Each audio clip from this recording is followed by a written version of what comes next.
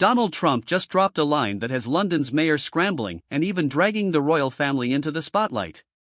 At the UN meeting yesterday, Trump looked straight at the global audience and declared, "London has a terrible, terrible mayor." Not weak, not unfit, terrible. Twice. But what happened next shocked everyone, and it's not what you'd expect. Within just 2 hours, Mayor Sadiq Khan hit back live on TV. He didn't hold back, calling Trump racist, sexist, and Islamophobic. Then he added a line that instantly went viral: "I'm living rent-free inside Donald Trump's head.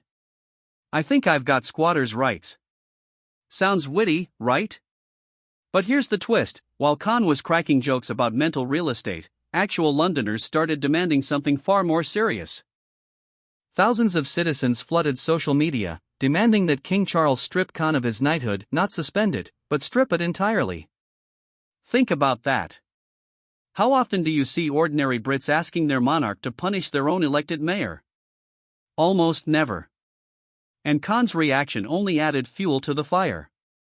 Instead of addressing London's knife crime epidemic, which has hit record highs this year, he spent 3 different TV appearances recycling the same joke about Trump's headspace. Instead of tackling the housing crisis that's forcing families out of the city, he doubled down on the comedy routine. The public noticed. Sky News interviewed everyday Londoners on the street, and the reactions were brutal. One man said, "At least Trump says what he means. Our mayor cares more about Twitter than crime. Maybe we need someone who isn't afraid to speak up." And then came the knockout comment. A woman in her 60s told the reporter, "I'd rather have Trump as mayor for a month than Khan for another year." When your own residents would rather be led by a foreign politician than the one they elected, that's more than losing a spat. That's losing credibility. So let's rewind. What actually sparked this? At the UN, Trump wasn't giving a speech about London specifically. He was hammering Europe's immigration policies and criticizing weak leadership across the continent. Then, almost casually, he held up London as the prime example. "I look at London where you have a terrible mayor."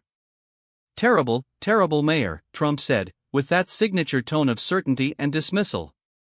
Diplomats in the room barely reacted, but the cameras caught every word. And within minutes, those 10 seconds were everywhere online. Here's why this hit differently. Trump didn't attack Khan's politics or his party. He went for something deeper: his competence. And that's harder to defend. You can defend your ideology. You can defend your values.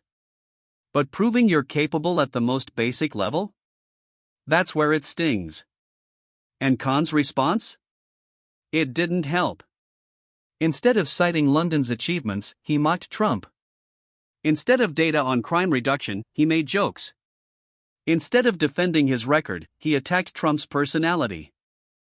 Meanwhile, behind the scenes, something else was happening. Conservative MPs began sharing screenshots of British voters agreeing with Trump. Not supporting Trump personally, most of them dislike him, but agreeing with his assessment of Khan. Labour MPs, on the other hand, were bombarded by calls from constituents asking why they weren't standing up for their mayor. The problem? Even his own voters were siding with Trump's criticism. And in today's fast-moving political world, polls came out almost immediately. YouGov ran a snap poll within 24 hours. The results were brutal. 42% of Londoners said Trump's criticism was at least partly justified. Only 31% flatly rejected it. The rest were undecided, which in politics usually means quiet agreement. But it got worse. When asked if Khan's response was appropriate, only 28% thought he handled it well, while 47% said he came across as defensive and unprofessional. Numbers like that can end a political career. Trump didn't let it go. Over the next 48 hours, he blasted out multiple posts on Truth Social about London's crime wave and what he called failed leadership. Each post racked up hundreds of thousands of shares, many from British accounts. And Khan? He kept replying. Every Trump jab got a rebuttal. Every rebuttal was amplified by Trump supporters and Khan critics alike. And with each exchange, Khan looked smaller while Trump looked larger. It's political communication 101. When you're explaining, you're losing. Khan explained for 4 days. Trump attacked for 4 days. Guess who came out ahead? British media tried to shield Khan. The Guardian called Trump's remarks undiplomatic and unfair. But in the comments section, thousands of readers agreed with Trump. The Times ran a fact check. But fact checks don't matter when the debate isn't about facts, it's about feelings. And many Londoners feel their city is worse off. Knife crime is a prime example. Khan kept pointing out London's murder rate isn't higher than New York's. But Londoners don't compare themselves to New York. They compare themselves to London 5 or 10 years ago. And by that standard, things look grim. Official police stats show violent crime has risen 34% since Khan took office in 2016. Youth violence is up 52%. Those aren't Trump's numbers. They're the Metropolitan Police's. Here's where it gets fascinating. Conservative MPs began echoing Trump's blunt style in Parliament. Not his exact words, but his tone. Simple, direct, no hedging. One MP declared, "The mayor has failed London." Another said, "Crime is up, trust is down, leadership is missing."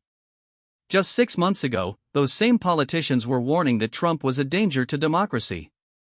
Now they're borrowing his communication playbook because they see it resonates. Labour pushed back, but in doing so, they gave even more oxygen to the fight. The more airtime Khan got, the more chances conservatives had to sound like Trump while bashing him. Here's the real shocker: the ripple effect among ordinary people. If you tune into radio calling shows, read Facebook groups, or listen in pubs, you'll notice something new. Brits aren't just debating Khan versus Trump, they're talking like Trump. Not pledging loyalty to him, not supporting his presidency, but using his style. Short, sharp, blunt statements instead of political jargon. Khan needs to go instead of Khan's policies need review. Fix the crime instead of address socioeconomic causes. Do your job instead of fulfill your electoral mandate. This is how political language evolves. Not from policy papers, but from one figure showing a different way of speaking. And right now, Trump is teaching British voters and politicians alike to cut through the spin. So where does this leave Khan? His approval ratings didn't collapse overnight, but his disapproval ratings spiked 12 points in a single week. That's the mark of a politician becoming polarizing, loved by some, loathed by many, and with fewer people in the middle. Normally, polarization isn't fatal. But these aren't normal times. Because Trump just gave Khan's critics a simple, devastating line of attack: competence. Is London safer than when Khan took office? Are Londoners better off than 8 years ago? Is the city improving or declining? These aren't left or right questions, they're basic management questions. And those are the hardest to dodge. At the end of the day, Trump didn't win by being right about every detail. He won by being blunt about the overall picture. And in politics, bluntness often beats nuance. He proved that British voters are hungry for clarity, for politicians who talk like ordinary people, not professionals.